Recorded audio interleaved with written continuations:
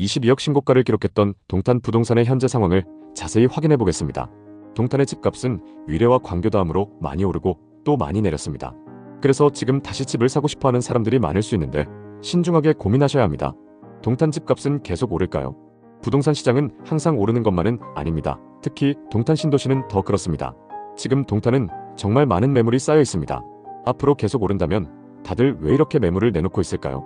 동탄의 매물과 집값 추세를 보면 계속 신고가를 기록하고 있는 단지들도 있고 거래는 안 되면서 호가 매물만 쌓여 있는 단지들도 있습니다. 동탄 신도시는 도시 개발 초기에는 팔리지 않는 아파트들이 많아서 미분양의 무덤이라고 불렸습니다. 그런데 2020년과 2021년에는 GTX 개발과 삼성전자 일자리 등 여러 호재 덕분에 집값이 폭등하면서 큰 관심을 받았습니다. 특히 전국에서 20대와 30대가 가장 많이 매수한 곳이 바로 동탄입니다. 하지만 2022년부터 집값이 크게 내려가면서 매물이 넘쳐나는 지역으로 바뀌게 되었습니다. 지금은 동탄역 주변 집값이 다시 오르고 있어서 많은 사람들이 또다시 관심을 갖고 있습니다. 사실 동탄은 위례나 광교보다는 입지가 좋지 않지만 최근에는 위례나 광교보다 더 비싼 아파트도 나오고 있습니다. 동탄 자체 수요가 엄청나다는 뜻입니다. 동탄은 1, 2 신도시가 차례로 개발되면서 동탄에 사는 사람들의 수가 기하급수적으로 늘었습니다. 입지는 위례와 광교보다 약간 뒤처지지만 인구수는 동탄이 압도적입니다. 인구를 많이 수용하기 위해서 엄청난 공급이 진행되었고 지금도 계속되고 있습니다. 그래서 초기에는 미분양이 많이 나오기도 하고 집값이 급등과 급락을 반복했습니다. 여기서 주목해야 하는 점은 동탄은 아파트를 살 때 대출을 많이 받는 지역 중 하나입니다. 대출이 많다는 것은 그만큼 하락장에서 버틸 여력이 없다는 걸 의미합니다. 그래서 하락할 때 하락폭이 다른 지역에 비해 더 컸던 것입니다. 한편 동탄에는 계속해서 신고가를 기록하고 있는 단지들도 있습니다. 동탄 대장 아파트인 롯데캐슬은 정말 좋은 위치에 있어서 집값이 많이 올랐습니다. 동탄역 바로 옆에 위치해 있어 입지가 뛰어납니다. 이 아파트는 지금 동탄에서 가장 비싼 가격을 자랑하고 있습니다. 예를 들어 2021년에는 전용 84타입이 7억 8천만 원에 거래되었지만 지금은 15억, 16억에 거래되고 있습니다. 더 충격적인 건 102타입의 거래 금액입니다. 동탄 아파트가 20억이 넘었다는 얘기 들어보셨나요? 이 아파트는 최고가 22억 원에 거래되었습니다. 이 가격은 동탄 신도시에서 최고가 거래로 1년 전에는 21억, 2년 전에는 20억으로 거래되었는데 매년 1억씩 오른 것입니다. 4년 전에 이 아파트는 약 9억 원에 거래되었는데 지금은 2배 이상 상승한 가격으로 거래되고 있는 것입니다. 이 가격은 판교와 광교 신도시의 대장 아파트 가격보다 더 높은 수준입니다. 심지어 성동구나 마포구의 아파트 가격과도 비슷하게 거래되고 있는 상황입니다.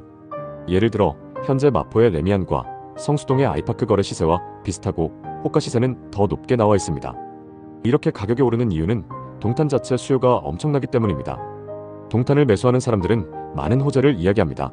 그 중에서도 특히 GTX와 경부고속도로 지하화가 큰 영향을 미친 것으로 보입니다. 경부고속도로 지하화가 끝나고 그 위로 공원과 건물이 들어설 예정이라 더 많은 사람들이 관심을 가질 것입니다.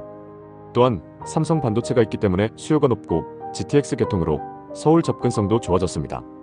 이런 이유로 동탄 주민들은 동탄의 아파트가 최고가를 넘어 더 오를 것으로 보고 있습니다. 하지만 최근 동탄의 아파트는 매물은 계속 쌓이고 있지만 활발하게 거래되지 않고 있으며 가격은 보합 수준을 유지하고 있습니다.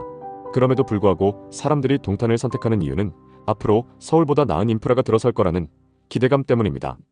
동탄은 2030 세대들이 많이 거래하고 있는 지역이기도 한데요. 지금 다시 집값이 꿈틀거리고 있기 때문에 다시 집을 사려는 사람들이 많아질 수 있습니다. 이런 상황에서는 정말 신중하게 접근해야 합니다. 과거에 집값이 급등했던 시기에 급등의 가장 큰 원인으로 부동산 정책을 꼽았습니다. 부동산 정책은 집값이 급격하게 오르는 걸 막으려고 했지만 실제로는 급등을 부추긴 정책이었다는 평이 많습니다. 물론 부동산 정책뿐 아니라 동탄도 많이 발전했기 때문에 집값이 오르게 된 건데요. 문제는 2030 세대들이 대출을 많이 받아 투자한 집들이 많다는 것입니다. 대출이 많은 분들은 대출을 줄여야 살아남을 수 있습니다. 지금 기준금리는 안정되고 있지만 시중은행 금리는 큰 변화가 없는 상황입니다. 이런 상황에서 무리하게 대출을 받아 집을 사는 사람들은 집값이 조금이라도 하락할 경우 큰 피해를 입게 됩니다. 사실 동탄 부동산은 충분히 투자 가치가 있는 부동산입니다. 특히 GTX 개통으로 서울까지 가는 시간이 그렇게 오래 걸리지 않는다는 호재가 있고 동탄 자체로도 많은 발전 가능성이 있습니다. 이 말은 틀린 말은 아니지만 동탄의 집값이 너무 빠르게 오르는 건 아닌지 생각해 볼 필요가 있습니다. 동탄은 최근 몇 년 동안 교통개발과 일자리, 생활 편의시설이 함께 늘어나며 급속도로 발전하고 있는 지역입니다. 하지만 집값이 소득에 비해 너무 빠르게 오르고 있다는 점에서 우려가 됩니다. 특히 무리하게 대출을 받아 산 집이 많다는 게 가장 큰 문제입니다. 동탄 주변에 일자리들이 생기고 소득 수준이 높아지긴 했지만 집값 대비 터무니없는 수준입니다.